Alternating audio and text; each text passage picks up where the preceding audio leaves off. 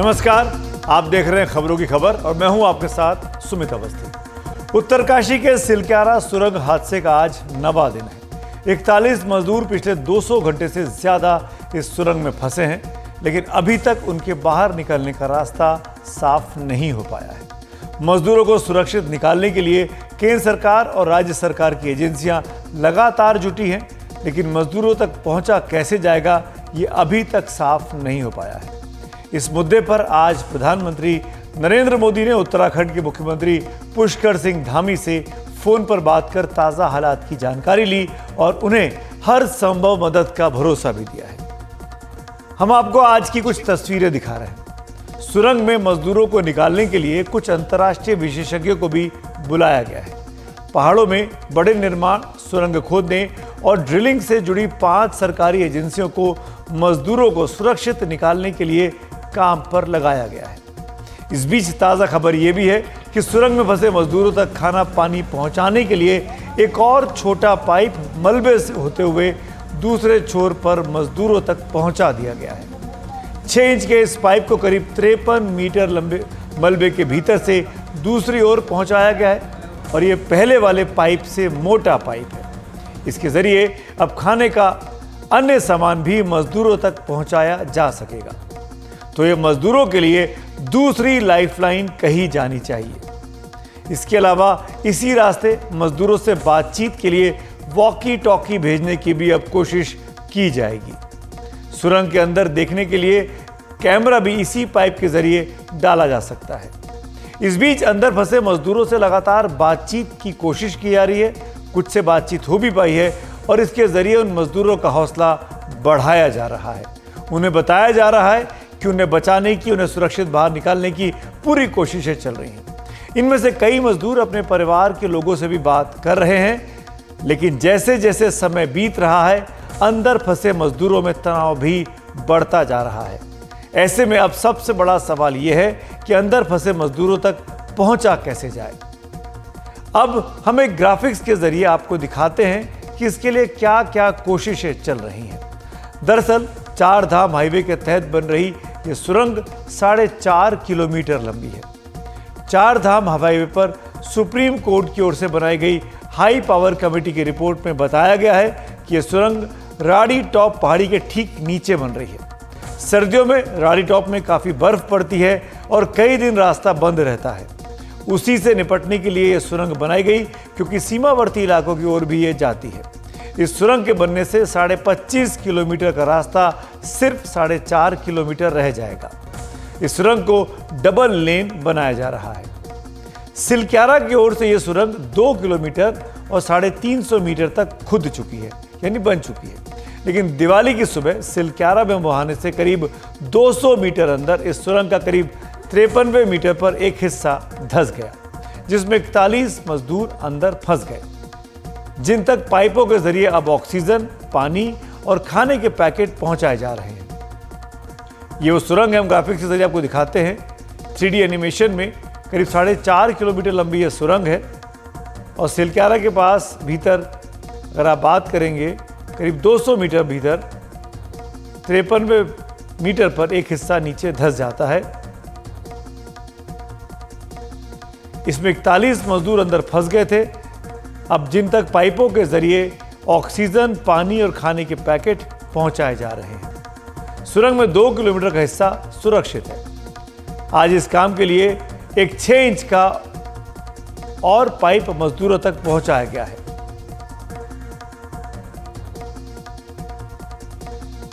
इस सुरंग का दूसरा मुहाना बड़कोट नाम के कस्बे की ओर खुलता है। बड़कोट की ओर से करीब 1.25 किलोमीटर लंबी सुरंग खुद चुकी है और बीच में करीब आधा किलोमीटर ही सुरंग बननी बाकी है। लेकिन सुरंग को अंदर से मजबूत करने का काम अभी चल ही रहा है। इस एनिमेशन को और बेहतर समझने के लिए आप ये 3D एनिमेशन भी देखिए। जैसा हमने बताया, सिलक्यारा की ओर से करीब 2.5 किलोमीटर ये गुफा बन चुकी है, सुरंग बन चुकी है। इसमें 210 मीटर के बाद करीब 53 मीटर पर मलबा गिरा हुआ है, जिसमें अंदर मजदूर फंसे हुए हैं। जहां मजदूर फंसे हैं वहां 2 किलोमीटर आगे तक सुरंग खुद चुकी है, यानी वहां उतनी खाली जगह है। यानी करीब 2 किलोमीटर का सफर का रास्ता है इन 41 मजदूरों के पास। ये उस टनल में चल फिर सकते हैं, घूम सकते हैं, कंजस्टेड नहीं है, फंसे हुए नहीं है। 2 किलोमीटर का रास्ता इनके पास है। इसके बाद करीब 477 मीटर सुरंग खुदनी और बाकी है। उसके आगे बडकोट की ओर 1.25 किलोमीटर सुरंग खुद चुकी है। यानी सुरंग खोदने का काम सिर्फ 477 मीटर का ही बचा था, जिसके बाद ये हादसा हो गया। सुरंग में सिलक्यारा वाली साइड से 210 मीटर के बाद सुरंग मलबा गिरने से बंद हो गई है। इन मजदूरों को निकालने के लिए पहली कोशिश इसी मलबे के बीच से की गई। सबसे पहले मलबा हटाने का काम शुरू हुआ, लेकिन जितना मलबा हटता उतना ही फिर से गिर गया। इसके बाद मलबे के भीतर से 1 मीटर व्यास के पाइप को डालने का काम शुरू हुआ। यह भी अभी आधा ही हुआ है कि मशीन नाकाम हो गई। अब इसी काम को आगे बढ़ाने के लिए नई मशीन मंगाई गई है। सबसे ज्यादा उम्मीद अब इसी रास्ते से है। इस बीच 4 और रास्तों से मजदूरों तक पहुंचने का काम शुरू हुआ है। दूसरा तरीका पहाड़ी के ऊपर से ड्रिल कर मजदूरों तक पहुंचाने का है, जो ग्राफिक्स आपने कुछ देर पहले देखा। लेकिन उसके लिए पहले 6 इंच वर्टिकल ड्रिलिंग की तैयारी है। इसके अलावा तीसरे और चौथे उपाय के तहत सुरंग के 2 और से बाईपास माइक्रो टनलिंग कर मजदूरों तक पहुंचने की कोशिश की जाएगी। और 5वीं कोशिश बडकोट की ओर से सुरंग के बचे हुए करीब 550 मीटर के हिस्से में माइक्रो टनलिंग करने की है, ताकि मजदूरों तक पहुंचा जा सके। यानी अगर कोई टनल ऐसी है, इस चौड़ाई में आप मान सकते हैं, तो इधर से भी कोशिश हो रही है, इधर से भी हो रही है, ऊपर से भी हो रही है, सामने से भी हो रही है, पीछे से भी हो रही है। तो 5 रास्तों से मजदूरों तक पहुंचा जाए। सबसे बड़ी प्राथमिकता यही है कि 41 मजदूरों तक किसी भी कीमत पर पहुंचा जाए और उनको सुरक्षित वहां से निकाला जाए। माइक्रो टनलिंग का मतलब होता है कि ऐसी छोटी सुरंग बनाना जिसके रास्ते लोगों को बाहर निकाला जा सके। इन सारे कामों के लिए 5 सरकारी एजेंसियों को काम सौंप दिया गया है। अब आपको ये नाम भी बता देते हैं। ये कंपनियां हैं ONGC यानी तेल और प्राकृतिक गैस आयोग, दूसरी है सतलुज जल विद्युत निगम SJVNL, रेल विकास निगम लिमिटेड, चौथी कंपनी है national highway and infrastructure development corporation limited NHIDCL, और 5वीं है Tehri hydro development corporation limited यानी THDCL। आइए सुनते हैं NHIDCL के निदेशक क्या कह रहे हैं, कहां तक उनको इस काम में सफलता मिलती दिख रही है। ये 6 इंच डाया की पाइप जो है करीब 53 मीटर लंबी है और 53 मीटर पे जाके हमको ब्रेक थ्रू मिला है। और इससे अब जो आपको सुविधा मिलेगी, एक तो अल्टरनेट फूड लाइफलाइन जो हम कह रहे हैं वो होगा, ऑक्सीजन एंड फूड दोनों हम भेज सकते हैं, और बड़े तरह के फ्रूट जिसमें न्यूट्रिशन ज्यादा हो वैसी चीजें हम उसमें भेज पाए। दीपक कुमार करके एक हमारे भाई अंदर फंसे हुए हैं, उनके मामा जी हमारे साथ थे। जैसे ही ये ब्रेक थ्रू मिला हमने उनको लाइव बात कराई है और उनने आके फिर मैंने बोला कि आप मुझे बताइएगा क्या आपने देखा है, क्या बात किया है। तो उन्होंने बोला कि उन्होंने बताया मुझे कि वो बहुत सुरक्षित है, सब ठीक है और अंदर में उनके खुशी का माहौल है कि हम ये ब्रेक थ्रू मिल चुके। सिलक्यारा में जो राहत का काम चल रहा है, बचाव का काम चल रहा है, उसमें ताज़ा स्थिति क्या है, क्या उम्मीद की जानी चाहिए, किस रास्ते से सबसे पहले सफलता मिलेगी, इन्हीं तमाम सवालों को के जवाब जानने की कोशिश करते हुए मेरे सहयोगी किशोर रावत और मोहम्मद गजाली की ये बातचीत आपको ज़रूर सुननी चाहिए। इस वक्त हम सिलक्यारा टनल उत्तरकाशी ज़िले में, जहां पर 41 मजदूर 12 नवंबर यानी दिवाली के दिन की सुबह से फंसे हुए हैं, उसके बाहर खड़े हैं। पल पल की अपडेट यही बता रहे हैं कि किस तरह से यहाँ मशीनें आ रही हैं, किस तरह से एक्सपर्ट्स आ रहे हैं, किस तरह से सरकारी अफसर और सरकारी एजेंसियों के लोग यहाँ पर आपदा प्रबंधन का काम कर रहे हैं। फिलहाल सबसे बड़ा अपडेट यही है कि टनल जिसके बिल्कुल मेरे बैकग्राउंड में जिसका मुंह आपको दिख रहा है, जो प्रवेश द्वार दिख रहा है, उसके अंदर एक करीब 53 मीटर लंबी पाइप डाली गई है, जिससे जो मजदूर फंसे हुए हैं उन तक खाने पीने का सामान, बातचीत करने के लिए वॉकी टॉकी वगैरह भेजने का प्रावधान होगा या इंतजाम किया जाएगा। लेकिन फिलहाल मेरे साथी और मेरे सहयोगी हैं यहाँ पर किशोर रावत, उत्तराखंड के रहने वाले हैं, कई दिनों से यहाँ पर रिपोर्टिंग कर रहे हैं। उनसे समझने की कोशिश करते हैं कि एक 5 स्टेज प्लान या 5 तरह के प्लानों की बात सरकार कर रही थी कि यहाँ पर 5 ऐसे प्लान हैं जिसके थ्रू इन मजदूरों को यहाँ से निकाला जाएगा। वो प्लान क्या हैं, क्या वो सक्सेसफुल हुए, क्या वो फेल हुए, उनकी चुनौतियाँ क्या हैं, ये अगली आवाज़ आप सुनेंगे, वो किशोर साहब की सुनेंगे। किशोर, सबसे पहले प्लान के बारे में बताएं और साथ ही साथ बताते चलें कि उसमें चुनौतियाँ क्या हैं। देखिए, पहला प्लान है ऑगर मशीन, जो अमेरिकन ऑगर मशीन है वो ड्रिल करेगी। अब ये भी पता लग गया है कि वो कितने मीटर है, क्योंकि एक फुट पाइप चला गया 6 इंच का। पहला प्लान तो ये है। दूसरा प्लान है वर्टिकल से ड्रिल किया जाएगा, वो ड्रिल करके वहां तक पहुंचा जाएगा। और वो जो ड्रिल है वो करीबन जहां पे 270 है वहां से 310 या 320 मीटर पे जाएगा, ताकि उनको दिक्कत ना हो, उनको कोई नुकसान ना हो। एक चीज सिर्फ अपने व्यूवर्स को समझाने के लिए कि अगर लंबाई टनल की जो भी है 2 किलोमीटर या 4 किलोमीटर, तो जो मलबा गिरा है उसने भी कुछ एरिया जो है वो ऑक्यूपाई कर लिया है, तो उसकी दूरी हम बता रहे हैं 250 मीटर या 400 मीटर इलाका उसने घेर लिया है। बिल्कुल 230 तक मीटर वो यहाँ पे टनल वहां तक जा रही है। 230 के बाद मलबा आया, वो करीबन 40 से 45 मीटर है। उसके बाद जो ऊपर से ड्रिलिंग होगी, मैं जिसकी बात कर रहा हूँ वर्टिकल ड्रिलिंग, वो 320 तक होगी। यानी वो मजदूर 270 और 320 के रहेंगे, ताकि उनको दिक्कत कोई नुकसान ना हो।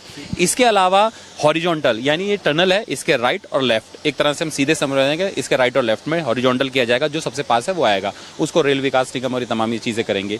एक और है जो बड़कोट है, ये नहीं है, ये टनल का फेस ये है, इसका बैक फेस जो दूसरा है वो बड़कोट है। वहां से टीएजीसी, यानी इसका दूसरा दरवाजा जो इसने मिलना था, तो वहां से ड्रिल किया जाएगा। वो टीएजीसी ने सर्वे किया है, उसको ड्रिल किया जाएगा। इस टनल और उस टनल के बीच में, क्योंकि ये 2350 मिल चुकी है और वो भी तकरीबन मिल चुकी है, और 4.5 किलोमीटर की टनल है। 480 मीटर का पैच है, वो बड़ा पैच है, उसके लिए टाइम लग सकता है। लेकिन ये जो 5 प्लान है, इन 5 प्लान पे काम किया जा रहा है। इसमें सिर्फ 2 पे अभी एग्जीक्यूट है। एक तो ऑगर मशीन लगातार काम कर रही है, डे 2 डे 3 से काम कर रही है। इसके अलावा जो ऊपर से वर्टिकल बना रहा है, उसके लिए रैम्प बीआरओ ने बना दिया, सड़क बना दी, ऊपर तक पहुंच गया, मशीन का इंतजार कर रहा है। तो ये 5 प्लान इस वक्त सरकार के पास है, इन प्रशासन के पास है, लेकिन सबसे ज्यादा भरोसा ऑगर मशीन और उस पर ही जताया जा रहा है। ऑगर मशीन पे भरोसा इसलिए भी जता रहे हैं किशोर, आप समझाएं कि सबसे बड़ी बात तो कि जो भी प्लान की बात हो रही है उसमें सबसे ज्यादा असरदार प्लान वो होगा जो इस दरवाजे से अंदर जाएंगे या इस ओपनिंग से अंदर जाएंगे। बिल्कुल, ये वही दरवाजा है जहां से उनको बचाया जा सकता है, और पहले दिन से यहाँ पे लगे हुए हैं। वो 53 मीटर का जो पाइप, अभी जो 53 मीटर का पाइप है, वो 53 मीटर पार कर गया। यानी पहली सफलता, इन्होंने लंबे समय से पाइप और दिन लगे हुए थे, लेकिन 6 इंच का पाइप पार होता है। यानी पहली सफलता कि आप यहाँ से और वहां चले गए जहां पे वो फंसे है, उस मलबे को चीरते हुए पाइप चला गया है। तो ये समझे कि मलबे का जो पूरा इलाका वो 53 मीटर ऑक्यूपाई किया है। 53 नहीं, उसमें कुछ पाइप्स का पार्ट होगा, कुछ पाइप का पार्ट इस साइड होगा और कुछ पाइप का इस साइड होगा, तो लगभग उसे हम 45 मीटर्स मान सकते हैं। लेकिन जो NHIDCL जो अपनी प्रेस रिलीज में और लगातार पहले दिन से बोल रहा है, वो 40 मीटर बोल रहा है। और जो ऑगर मशीन है, सबसे बड़ी बात है, ऑगर मशीन ने 24 मीटर जा चुकी है वो। यानी अगर हम 40 करें तो हमारे पास बहुत कम समय बचता है, लेकिन वो इसलिए इसको एक फूक के कदम रख रहे हैं कि कोई बड़ा नुकसान हो जाए, कोई और मलबा ना हो, मशीन को नुकसान हो जाए, उन लोगों को नुकसान हो, इसलिए वो रुके हुए हैं। और इन्होंने एक चीज़ बताई है कि 16 तारीख को, जो 16 नवंबर को अर्थक्वेक का यहाँ पे झटके आए थे, 3.1 का रिक्टर स्केल पे उसकी तीव्रता थी, और ज़्यादा दूर नहीं है, यहीं से था, मोरी साइड में, और मोरी यहाँ से ज़्यादा दूर नहीं है, तो वो थोड़ा नुकसान कर रहा है। ये इनके अपने एक्सपर्ट है जो भूवैज्ञानिक आए थे, उन्होंने बताया होगा, उनसे जानकारी उनके, हम इस पे नहीं जाना चाहते। लेकिन पहली सफलता तो उनको मिल चुकी है, जो 53 मीटर उनके फुट तक जो दलिया हो गए, खिचड़ी होगी, वॉकी टॉकी और तमाम चीज़ें हैं। लेकिन ये ज़रूर है कि 5 प्लान है, 5 प्लान में अभी पहले पे जो ऑगर मशीन है उस पर हम मान के चलें कि 60% या 70% काम चल रहा है, बाकी 3 पे कुछ नहीं। और जो दूसरा प्लान है जो वर्टिकल है, उस पर लगभग हम 20% काम कर चुके हैं। वर्टिकल पे हम 20% काम कर चुके हैं, यानी रैम्प बना चुके हैं, जिससे मशीन रैम्प बन चुका है। और जो बाकी जाना है, वहाँ पे रैम्प बनना है, वहाँ पे प्लेटफॉर्म बनना है, वो मशीन आएगी, वहाँ पे इंस्टॉल होगी, वो 80% मान सकते हैं। बाकी पे अगर हॉरिजॉन्टल दोनों और देन जो बैक साइड है वो 100% अभी कुछ नहीं हुआ इसमें। तो कहने का मतलब है कि पहला प्लान था यहाँ से जाने का, इस पे डेवलपमेंट हुई कि 53 मीटर का पाइप डाला गया, मलबे के बाहर जाके, मलबे के पार जाकर उन लोगों को खाने पीने की सुविधा और वॉकी टॉकी दी जाएगी। बाकी दोनों साइड और पीछे की साइड पे कोई काम नहीं हुआ है, और ऊपर की साइड पे जो 5वां प्लान है, ऊपर की साइड पे रैंप सिर्फ बना और मशीन आने वाली है। तो किशोर बड़े अच्छे से समझा गए कि क्या क्या यहाँ पर हुआ है फिलहाल और क्या स्थिति बनी हुई है। सबसे बड़ा ब्रेक थ्रू या सबसे बड़ा अपडेट यही है कि 53 मीटर के पाइप के थ्रू खाने पीने का सामान और उनसे बातचीत भी की जा सकेगी। जो मजदूर अंदर हैं वो अधिकारियों के साथ बातचीत कर सकेंगे। उसी पाइप के थ्रू जो है वॉकी टॉकी भी भेजा जाएगा, जिससे कंटिन्यूअस उनके साथ संपर्क बना रहे। उत्तराखंड से अपने सहयोगी किशोर रावत के साथ और कैमरा पर्सन प्रेम सिंह के साथ मोहम्मद गजाली, एनडीटीवी इंडिया। नवा दिन है आज। आपको अब जिस तरीके से हमने समझाया, मेरे सहयोगी गजाली और किशोर रावत ने समझाया, आपको कहानी समझ में आई होगी कि दरअसल किस तरह से बचाने के प्रयास किए जा रहे हैं। मजदूरों को बाहर निकालने की जो कोशिश है उन पर हमने बातचीत की जाने माने इंजीनियरिंग जियोलॉजिस्ट और जियोलॉजिकल सर्वे ऑफ इंडिया के पूर्व निदेशक डॉक्टर पीसी नवानी से। ये भी आपको जरूर सुननी चाहिए। अभी जो लेटेस्ट है कि वो वर्टिकल ड्रिल करना चाहते हैं, लेकिन सबसे बड़ी जो प्रॉब्लम है कि इसमें काफी डिले हुआ है और अभी उनको जो बेस्ट रूट जो होता है इसके लिए कि वो अगर वो बाईपास टनल बनाते कम डाया का बनाते, कम डायामीटर का, और बाईपास टनल बना के सीधा वहां पहुंचते, लेकिन अब क्योंकि ऑलरेडी उन लोगों ने माइक्रो टनलिंग और ड्रिलिंग से काम स्टार्ट किया है, तो अब उम्मीद तो यही की जाती है कि उनको कांटेक्ट करने के लिए फास्टेस्ट वो कम से कम 3-4 दिन तो उनको लगेंगे ही। इतना आसान भी नहीं है कि एकदम से वो ड्रिलिंग हो जाए, और चांसेस ये भी हैं कि कई जगह पे कोलैप्सेस भी हो सकते हैं, जो कि कोलैप्स का मतलब ड्रिल होल जो है वो कोलैप्स हो जाता है अगर कोई वीक स्ट्रैटा बीच में पड़ आता है तो ये प्रॉब्लम तो है वहां पे। और इससे जो है वो सबको बहुत कॉशियसली करना पड़ेगा। लेकिन अब देखिए सबसे बड़ी चीज क्या है कि ना, ये जो सिचुएशन आई है उसको अगर आप देखें तो कहीं ना कहीं तो इन्होंने जो जल्दबाजी की है और जो डिजाइन किया है support system weak rock mass में, उसकी वजह से ये कोलैप्स हुआ। और कोलैप्स होने का मतलब ही ये है कि सपोर्ट सिस्टम जो मतलब जिससे हम स्टेबलाइजेशन करते हैं, जब एक्सकेवेट कर लेते हैं तो उसके बाद उसमें पूरा सपोर्ट देना पड़ता है, रॉक बोल्ट्स के थ्रू शॉर्टक्रीट करना पड़ता है, उसके बाद रिब्स लगानी पड़ती हैं या लेटिस गर्डर लगाने पड़ते हैं, इंस्ट्रूमेंट लगाने पड़ते हैं। ये मेरे को लगता नहीं कि ये सब चीजें की हैं उसमें। और जब आप इंस्ट्रूमेंट लगाते हैं तो उसके बाद आपको ये पता लगता है कि कोई डिफॉर्मेशन तो नहीं हो रही है उस जोन में जो कि वीक है। वीक जोन में आपको बहुत एक्स्ट्रा कॉशियस होके आगे बढ़ना पड़ता है, और ये कोलैप्स हो गया तो इसका मतलब क्लियर है कि ये प्रॉपर सपोर्ट इसमें नहीं था। मुझे तो लगता है कम से कम 4-5 दिन तो इसमें और लगेंगे ही, जिस तरह से भी हो जाए। यही चीज अगर पहले कर देते जो ये आज हो रहा है तो वो ज्यादा बेटर होता है, क्योंकि अब तक तो हम उन तक पहुंच चुके होते हैं। और अब बात गाजा में हमास के खिलाफ इजराइल के हमलों की, जिनमें मारे जाने वाले फिलिस्तीनियों की तादाद 11,500 से ज्यादा हो चुकी है और 2700 से ज्यादा लोग लापता हैं। माना जा रहा है कि इनमें से कई उन इमारतों के मलबे में दबे हैं जो इजराइल की बमबारी में नेस्तनाबूद हो चुकी हैं। फिलिस्तीनी स्वास्थ्य विभाग ने न्यूज एजेंसी एसोसिएटेड प्रेस को ये आंकड़े दिए हैं। गाजा के कई इलाकों पर इजराइल के हवाई हमले भी जारी हैं, जिनसे गाजा की 3/4 आबादी बेघर हो चुकी है। संयुक्त राष्ट्र के मुताबिक गाजा में हर 4 में से 3 लोग इस समय विस्थापित हैं और अपने घरों के बाहर मजबूरी में कहीं और शरण लिए हुए हैं। यानी गाजा के करीब 17 लाख लोग विस्थापित हैं, जिनमें से 9 लाख लोग संयुक्त राष्ट्र के शरणार्थी कैंपों में शरण लिए हुए हैं। इन कैंपों में हालत बहुत ही खराब है। लोग खाना, पानी, दवा जैसी बुनियादी चीज़ों के लिए तरस रहे हैं। कई जगह गंदगी का अंबार लगा है। इजराइल ने गाजा में हर चीज़ की सप्लाई काटी हुई है। गाजा सिटी के कई इलाकों और जबालिया और बीच रिफ्यूजी कैंप के आसपास इजरायली सेना और हमास के लड़ाकों के बीच झड़प भी जारी है। फिलिस्तीनी शरणार्थियों के लिए संयुक्त राष्ट्र की एजेंसी के कमिश्नर जनरल के मुताबिक रविवार को जबालिया में संयुक्त राष्ट्र द्वारा चलाए जा रहे एक स्कूल में इजराइल के हवाई हमले में 24 लोगों की मौत हो गई थी। उधर इजराइल की सेना का कहना है कि वो उन्हीं इलाकों में कार्रवाई कर रही है जहां हमास के लड़ाके छुपे हुए हैं और इजराइल पर हमले कर रहे हैं। इस बीच गाजा के अल शिफा अस्पताल से 31 नवजात बच्चों को मिस्र भेजा गया है। कई बुरी तरीके से घायल मरीज अब भी अस्पताल में ही इलाज को तरस रहे हैं। संयुक्त राष्ट्र की एक टीम ने अस्पताल को डेथ जोन बता दिया है। अंतर्राष्ट्रीय संस्था डॉक्टर्स विदाउट बॉर्डर्स के मुताबिक रविवार को गाजा के दक्षिणी शहर खान यूनुस में इजराइल के हमलों में 70 लोग मारे गए और कम से कम 52 घायल हो गए। इस बीच युद्ध विराम या युद्ध को कुछ समय तक रोकने के लिए इजराइल और हमास के बीच हॉस्टेज डील पर बातचीत जारी है। कतर इसमें मध्यस्थ की भूमिका निभा रहा है, लेकिन अभी तक किसी फॉर्मूले पर एक राय नहीं बन पाई है। इजराइल किसी भी हाल में अपने सभी बंधकों को छुड़ाने की मांग पर डटा हुआ है। अमेरिका में इजराइल के राजदूत माइकल हर्जोग ने उम्मीद जताई कि आने वाले दिनों में वो कई बंधकों को छुड़ाने में कामयाब हो जाएंगे।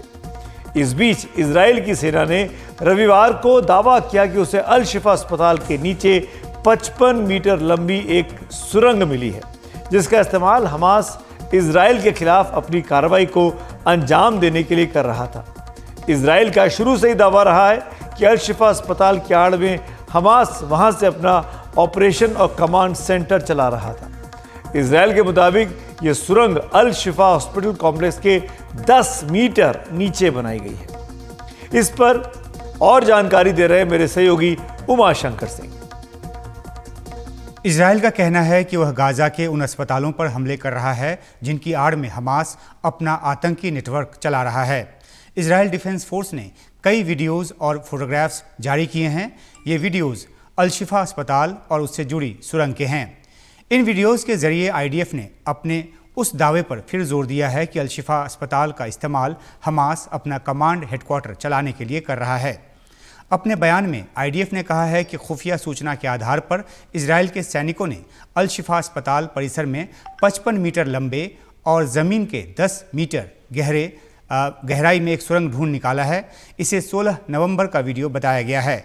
आईडीएफ के मुताबिक इसमें कई ऐसी बातें हैं जो इस सुरंग के सैन्य इस्तेमाल की गवाही देती हैं। इस सुरंग में आने जाने के लिए सीढ़ियां हैं, धमाके को सह सकने वाला एक दरवाज़ा है, साथ ही गोलियां चलाने के लिए सुराख भी बने हुए हैं। आईडीएफ का कहना है कि हमास के आतंकी संगठन ने जिस तरह का दरवाज़ा बनाया है, उस तरह का दरवाज़ा वो इजराइल की सेना को अपने कमांड सेंटर में घुसने से रोकने और सुरंग में जमा की गई चीज़ों तक पहुंचने से रोकने के लिए बनाता है। सुरंग का मुहाना शिफा अस्पताल के इलाके में है। यहाँ रॉकेट प्रोपेल्ड ग्रेनेड्स, विस्फोटक और क्लाशनिकोव राइफल से भरी हुई एक गाड़ी भी मिली है। इजराइल डिफेंस फोर्स और इजराइल डिफेंस अथॉरिटी के सैनिक इस सुरंग के रास्तों का पता लगाने में जुटी हैं। शिफा अस्पताल के आसपास के इलाके का हवा से लिया गया एक वीडियो भी जारी किया गया है और उसके जरिए ये समझाने की कोशिश की गई है कि अस्पताल किस तरीके से हमास का सैन्य अड्डा बना हुआ था। कतरी बिल्डिंग के पास एक सुरंग का एक मुहाना है। एमआरआई सेंटर में हथियार और शारीरिक उपचार विभाग में विस्फोटक यंत्र बरामद हुए हैं, ये इजराइल का दावा है। इससे पहले इजराइल की सेना ने एक एनिमेटेड वीडियो के जरिए ये बताने की कोशिश की थी कि अल शिफा अस्पताल के नीचे किस तरह से हमास अपना कमांड हेडक्वार्टर चला रहा है। इसमें इसके अलग अलग तलों को दिखाया गया है। दरअसल अल शिफा अस्पताल पर हमले से काफ़ी पहले इजराइल ने यह साबित करने की कोशिश शुरू कर दी थी कि अस्पताल की आड़ में हमास अपना टेरर नेटवर्क चला रहा है।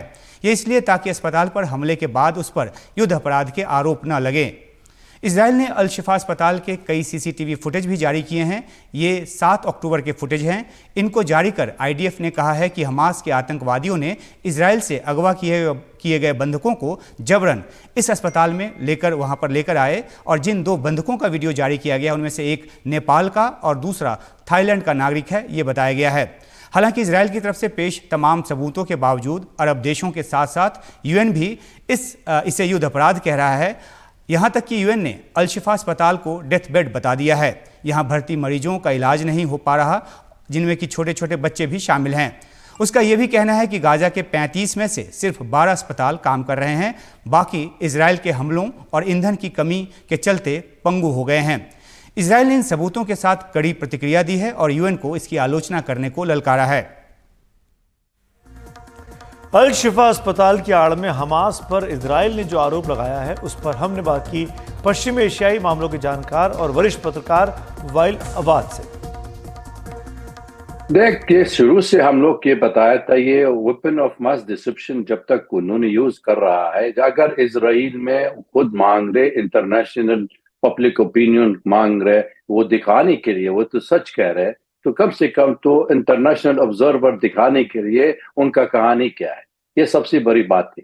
दूसरी बात ये है, अगर उन्होंने दरवाजा यूज कर रहा है मेन गेट पे और वो जो हॉस्टेज वाले के हॉस्पिटल ले गया था, ये उन्होंने अंडरग्राउंड क्यों नहीं यूज किया था? तीसरी बात भी है, अगर इजराइल में खुद कह रहे इतना सोफिस्टिकेटेड पिक्चर दिखाया था हम लोग दुनिया में, कह रहे इतना सोफिस्टिकेटेड ये हमास बनाया था अंडरग्राउंड अंडर द हॉस्पिटल, और जब तक उनकी खुद गया वहां पर उन्होंने सिर्फ जीत हो गया, जो रीनल फेलियर वाले का मरीज मार दिया था, जो बच्चों वाले के मासूम वाले के आईसीयू भी मार रहा था, सबको बहुत जीत हो गया उन्होंने, और उसका फ्लैग भी उसकी बिल्डिंग में ऊपर लगा दिया था। ये तरीका तुरी होता है, ये तो लोक में जो उन्होंने वहां पर ये कार्नेज कर रहा है, जो जेनोसाइड में कर रहा है, they will never respect any international law, no human rights group, इसलिए उन्होंने बम्बार्डमेंट चल रहा था और झूठ बोलने बिल्कुल बिल्कुल ये है चलता रहेगा, क्योंकि अभी तक ये कह रहे हॉस्पिटल का अंदर है, कल कहानी कह रहे तो मदरसा के अंदर भी हो गया, और ये नहीं तो मॉस्क के मस्जिद के अंदर कितना मस्जिद तोड़ दिया, 35 मस्जिद, कितना स्कूल तोड़ दिया था, कितना लोग मार रहा था, और ये अभी तक उन्होंने कोई सेटिस्फाइड नहीं किया था, ना फिगर दे दिया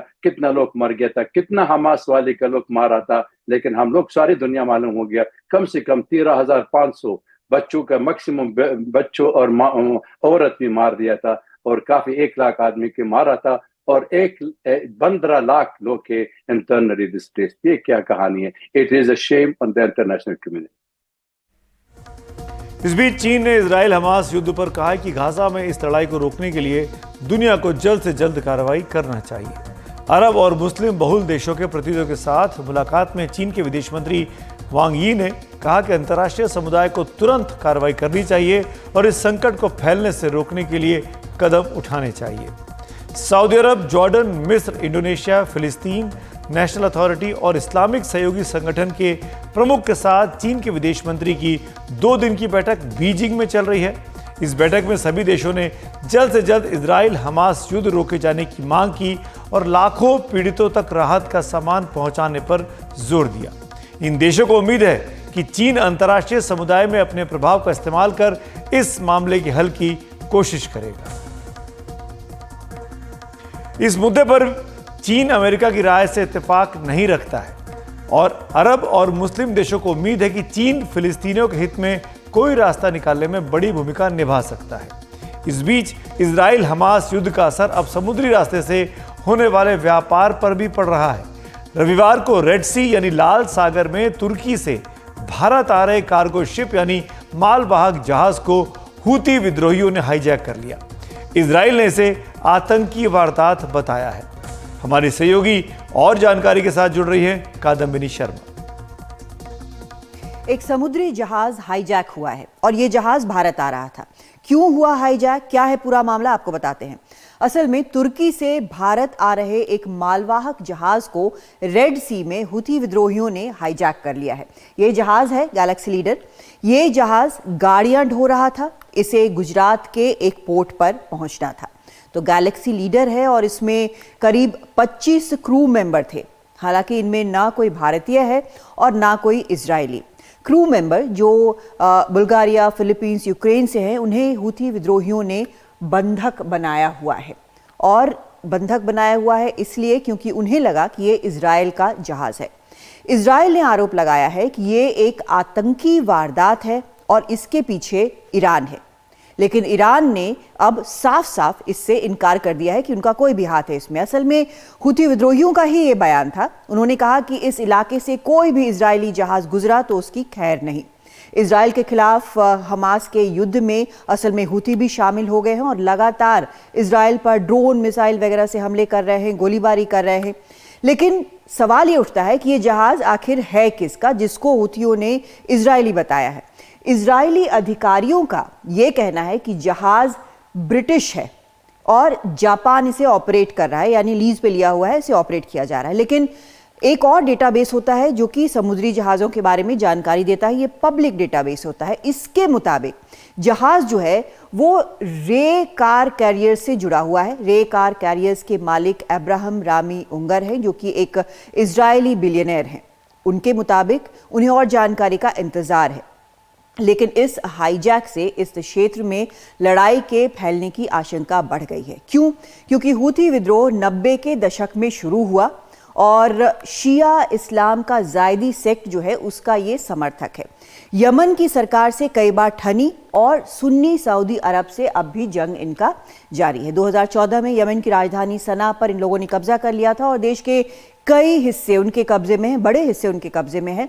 लेकिन मान्यता प्राप्त जो सरकार है यमन की वो अदन में बैठती है और अब एक बार फिर जिस तरह हूथी हमले कर रहे हैं और शिप हाईजैक किया है, हमले इजराइल पे हो रहे हैं और शिप इन्होंने हाईजैक किया है इजराइल का नाम लेकर, लड़ाई अब लगता है कि बढ़ सकती है क्योंकि इस इलाके में बड़ी संख्या में मालवाहक जहाज यहाँ से गुजरते हैं और मालवाहक जहाज जो है सुएज कनाल का जो ये पूरा रास्ता है वहाँ से ये गुजरते हैं और इनकी ये डिमांड है, हूथी की ये डिमांड है कि गाज़ा पर इजराइल हमले रोके। लेकिन ये एक मालवाहक जहाज को यहाँ पर रेड सी में जहाँ बड़ी संख्या में मालवाहक जहाज गुजरते हैं वहाँ पर इस तरह की हरकत जो है वो और तनाव पैदा कर सकती है और कन्फ्लिक्ट जो है वो और बड़ा हो सकता है अगर इसमें सऊदी अमेरिका ये सब कूद जाएं क्योंकि ये रास्ता जो है वो रुक नहीं सकता है। तो अब हूती विद्रोही भी इस लड़ाई में उतर आए हैं। लाल सागर में इस जहाज के अगवा होने के साथ 45 दिन से चल रहे इजराइल हमास युद्ध में एक नया मोर्चा खुलने का अब अंदेशा है। ये समझने की भी जरूरत है कि ये हूती कौन लोग हैं। ये हूती यमन के बागी हैं जिनका यमन के बड़े हिस्से पर कब्जा है। इन्हें ईरान का समर्थन हासिल है और उनसे हथियार भी इनको मिलते रहे हैं। हूती पहले भी इजराइल पर मिसाइल से हमले की धमकी देते रहे हैं। उन्होंने मिसाइल और ड्रोन से हमले की कोशिश भी की है। लेबनान भी ऐसे हमलों की कोशिश इजराइल पर करता रहा है। अमेरिकी जहाज़ों ने भी पहले भी ऐसी मिसाइलें मार गिराई हैं। अमेरिकी जहाज़ यूएस कॉलोनी ने 3 क्रूज मिसाइलें और ड्रोन नष्ट भी किए हैं। लेकिन मिसाइल और ड्रोन दागने और एक पूरा मालवाहक जहाज अगवा कर लेने में अंतर है। अंतर्राष्ट्रीय जलमार्ग से एक पूरा जहाज उठा लेने का मतलब दुनिया के कई देशों को इस संकट में शामिल करना है। दरअसल लाल सागर का इलाका 4,50,000 वर्ग किलोमीटर का है। इसकी अधिकतम चौड़ाई 190 मील की है। इसके एक तरफ मिस्र और सूडान जैसे देश हैं तो दूसरी तरफ सऊदी अरब और यमन है। यह अरब सागर और भूमध्य सागर के बीच की बहुत अहम कड़ी है, यानी यूरोप और एशिया के बीच कारोबार का ये एक बहुत ही प्रमुख रास्ता है। यहाँ आकर एक मालवाहक जहाज को रोकने का मतलब उस अंतर्राष्ट्रीय बिरादरी को भी संकट में न्योता देना है जो अब तक इस संकट से अपने आप को दूर रखी हुई थी। इसीलिए अब कई सवाल सामने आए हैं। सवाल ये कि क्या हूतियों की इस हरकत से इजराइल हमास युद्ध की लपटें और बड़े इलाके में फैलेंगी? क्या इससे समुद्री व्यापार मार्ग में युद्ध का एक नया मोर्चा खुल सकता है? क्या अमेरिका इस युद्ध में अपना दखल और बढ़ाएगा? और अब भारत के सामने क्या चुनौती होगी? इसमें शक नहीं कि अपने बहुत सारे दबावों की वजह से पश्चिम एशिया के देशों ने बयानबाजी से ज्यादा कोई इजराइल विरोधी कार्रवाई नहीं की है। ऐसे में ये लड़ाई कहां तक फैल सकती है, इस पर वरिष्ठ पत्रकार वाइल अब्बाद से हमने उनकी राय पूछी। अभी तक बहुत डेंजरस है। देख लो अगर इजराइल में कितना बम्बारमेंट चल रहा था, अभी तक रीजनल कॉन्फ्लिक्ट अभी वाइड स्प्रेड हो जाएगी। आप देख लो नॉर्थन पार्ट ऑफ इजराइल में क्या होता है, साउथ ऑफ लेबनान अभी शुरू हो रहा है और यमनी हौसी वाली का भी शुरू कर रहा है और अभी तक वहां पर जॉर्डन में काफी उनके लिए वार्निंग दे दिया इजराइल के लिए और इजिप्ट भी कराते और इराक भी कर रहा है। If Israel wanted to have an all out war let it be. अगर आपके लिए वापसी करना चाहिए, युद्ध बंद कर रहा है और you wanted to go and sit across the table dialogue खोलने के लिए, तो आप immediately halt all operation and come back to the table. Let us implement UN Security Council resolution. Northern part of वो गाजा में strip खत्म कर दिया था और अभी कह रहे हम लोग साउथ जाना पड़ेगा क्योंकि उनकी फॉर्मर प्राइम मिनिस्टर कह रहे वहां पर ये एक्चुअली हमास इधर रहेंगे।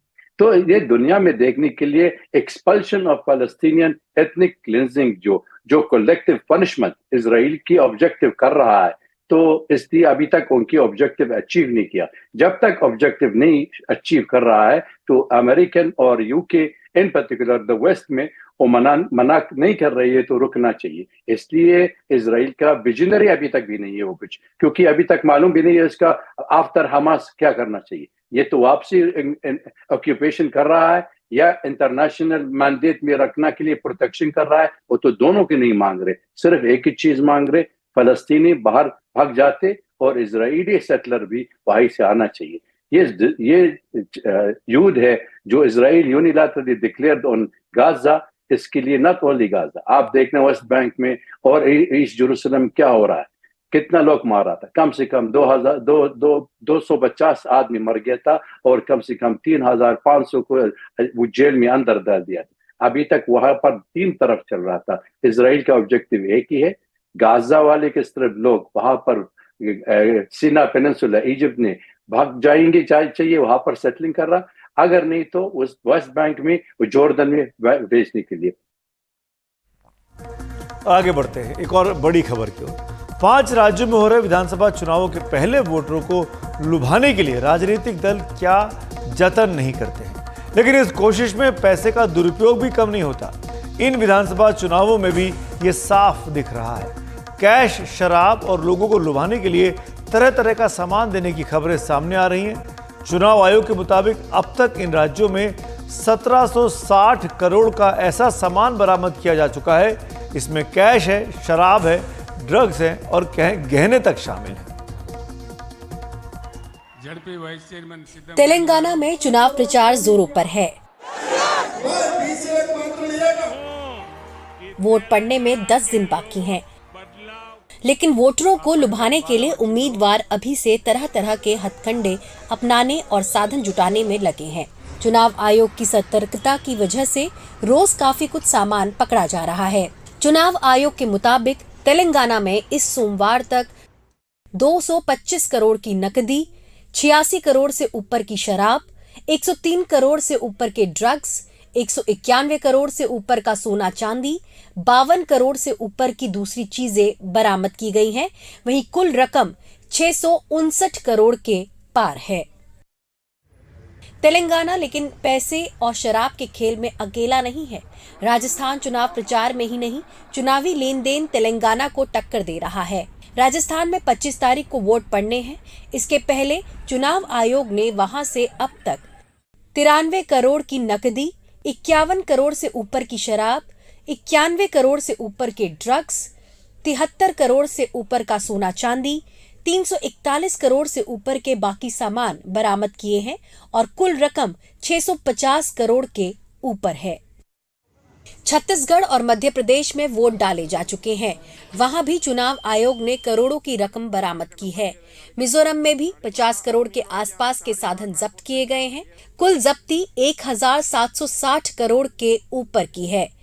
इससे लोकतांत्रिक शुचिता को लेकर हमारे राजनीतिक दलों की गंभीरता की कुछ असलियत खुलती है।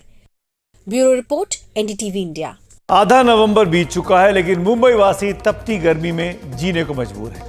मौसम विभाग का कहना है कि इस बार मुंबई की सर्दी गर्म रहने वाली है। मुंबई वासी और पर्यटक बेहद परेशान हैं।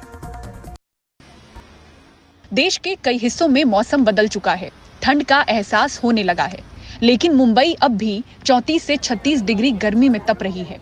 आधा नवंबर बीत जाने के बाद भी सूरज के तेवर गर्म दिख रहे हैं और दोपहर में गर्मी का एहसास हो रहा है। मुंबईकरों के साथ पर्यटक भी परेशान हैं। बहुत गर्मी है, पोल्यूशन की वजह से बहुत ह्यूमिडिटी बढ़ गया है, इसकी वजह से बहुत गर्मी है। तो कभी इससे पहले कभी इस तरह का कभी नहीं, ऐसे कभी नहीं हुआ। नवंबर के समय कैसा होता था? नवंबर का समय का वेदर ठंडा होता था, प्लेजेंट होता था, पर अभी ऐसा नहीं हो रहा है। तो कितनी प्रॉब्लम होती है दिन में निकलने में? और बहुत गर्मी होती है, लाइक जो ठंडी होनी चाहिए उसके लिए बहुत दिक्कत होती है ट्रैवलिंग करने में, स्वेटिंग। हाँ, बहुत। आप क्या बोलोगे? आपको भी लग रहा है कि गर्मी बढ़ी हुई है? हाँ, गर्मी तो बढ़ी है यहाँ पे पहले से। एक्चुअली पहले इतना नहीं होता था, लेकिन इस बार कुछ ज़्यादा ही मुझे ऐसा लग रहा है कि मुंबई में गर्मी, ह्यूमिडिटी बहुत है। निकलने में, कहीं घूमने में भी ऐसा लग रहा है, सोचना पड़ रहा है कितनी बार कि जाए कि ना जाए। वेदर थोड़ा हॉट है। आप लोगों के नवंबर का महीना कैसा होता था? जब टाइप ऑफ थोड़ा कोल्ड होता था, इतना ज़्यादा गर्मी तो कभी नहीं हुआ है। पहली बार ऐसा हुआ है। अब वो पोल्यूशन की वजह से क्या, वो समझ में नहीं आ रहा है, क्योंकि बहुत है इस बार गर्मी तो। और इस बार पोल्यूशन भी बहुत है। हाँ, वो तो है, पोल्यूशन तो बहुत है। दिवाली के बाद से तो बहुत ज़्यादा ही हो गया है। अच्छा, आप लोग हैदराबाद से? हाँ, हैदराबाद में ठंडी है एक्चुअली। यहाँ पे बहुत गर्मी है कंपेयर, एक्चुअली लोनावाला में ठंडी होगी ऐसा सोच के आए थे, पर वहाँ पे बहुत गर्म है। और यहाँ पे तो काफी ह्यूमिडिटी और पोल्यूशन का भी थोड़ा ज़्यादा है। अभी एसी से बाहर निकले पूरा पसीना पसीना हो रहा है। आप दिल्ली से? जी। तो आपको कैसा लग रहा है शहर? अच्छा लग रहा है इधर पोल्यूशन तो लेकिन वहाँ से कम लग रहा होगा। कम, हाँ दिल्ली से, हाँ थोड़ा दिवाली की वजह से पोल्यूशन उधर ज़्यादा है, बट यहाँ पे पटाखे नहीं छुटाने देते होंगे, इस वजह से थोड़ा पोल्यूशन कम है। वहाँ पे तो टेम्परेचर अच्छा है, 25 आई थिंक प्लेजेंट हो गया अभी। प्लेजेंट है। सो यहाँ पे तो बहुत ज़्यादा गर्मी है, बट अच्छा है, बॉम्बे शहर अच्छा है, फर्स्ट टाइम विजिट है मेरा, तो हाँ फर्स्ट टाइम आया। थोड़ा सा अलग लग रहा है कि नवंबर में भी गर्मी का एहसास हो रहा है शहर में? नहीं, इधर तो गर्मी, हाँ गर्मी का एहसास हो रहा है, जैसे ही गुजरात क्रॉस किया गर्मी है। मुंबई में औसत अधिकतम तापमान सामान्य से ज्यादा है। आईएमडी मुंबई के निदेशक सुनील कामले की माने तो इस बार शहर में सर्दी थोड़ी गर्म रहने वाली है। हमारा फोरकास्ट है नवंबर महीने के लिए, जो मिनिमम टेम्परेचर है वो थोड़ा सा अबव नॉर्मल रहने वाला है। तो जो हम लोग सोचते थे कि थोड़ी सी ठंड पड़ेगी, तो थोड़ी ठंड कम पड़ने की संभावना है। आप जानते होंगे कि लास्ट 12 तारीख से बे ऑफ बंगाल में एक साइक्लोन फॉर्मेशन हुआ था। वो साइक्लोन फॉर्मेशन होने के कारण, मॉइस्चर इनकर्शन होने के कारण टेम्परेचर में थोड़ी सी बढ़ोतरी होती है, और ये बढ़ोतरी अभी 2-3 दिन तक रहेगी। और जो मिनिमम टेम्परेचर है, जो हमारे महाराष्ट्र में मिनिमम टेम्परेचर है, आने वाले 2-3 दिन के बाद 2 से 3 डिग्री ड्रॉप होने की संभावना है। पश्चिमी प्रशांत क्षेत्र उतना ठंडा नहीं हुआ है जितना होना चाहिए था। अरब सागर गर्म है, हवा के बदलाव में पूर्वोत्तर भागों में ठंडी हवा आ रही है। हालांकि अरब सागर से आने वाली गर्म हवाओं के कारण मुंबई पर इसका खास प्रभाव नहीं पड़ रहा है, इसलिए शहर में उमस बनी हुई है। स्काईमेट के मौसम वैज्ञानिक डॉक्टर महेश पलावट इसे क्लाइमेट चेंज का असर बता रहे हैं। उत्तर भारत और मध्य भारत में भी कभी कभी वेस्टर्न डिस्टर्बेंस के प्रभाव से बारिश हो जाती थी, जिससे कि तापमान गिरते थे। तो इस तरह का कोई भी एपिसोड अभी तक दिखाई नहीं दिया है। तो इसको हम क्लाइमेट चेंज से जोड़ करके भी देख सकते हैं कि पिछले साल भी हमने देखा था कि दिसंबर तक बड़े वेस्टर्न डिस्टर्बेंस नहीं आए थे, पहाड़ों पर हैवी स्नोफॉल नहीं हुआ था, और जो सर्दियां थी वो डिले हुई थी, और जो दिसंबर का महीना था, नवंबर का महीना था, वो काफी ज्यादा गर्म निकला था। तो इस बार भी ऐसा ही प्रतीत हो रहा है कि जो सर्दी है वो डिले हो जाएगी, और ये अभी जो वेस्टर्न डिस्टर्बेंस है वो मंथ के एंड में आने की संभावना है। मुंबई ने इस बार मौसम की मार खूब झेली है। बेमौसम बारिश, ओले, भीषण गर्मी, बरसात में बारिश की कमी, लंबे समय तक प्रदूषित हवा और सर्द में गर्मी का एहसास। सिलसिला अभी थमा नहीं है। मुंबई से कैमरामैन अमित पवार के साथ पूजा भारद्वाज, एनडीटीवी इंडिया। तो खबरों की खबर में आज मेरे साथ इतना ही, लेकिन एनडीटीवी इंडिया पर खबरें जारी हैं। बने रहिए हमारे साथ। मुझको दीजिए इजाजत। Good night.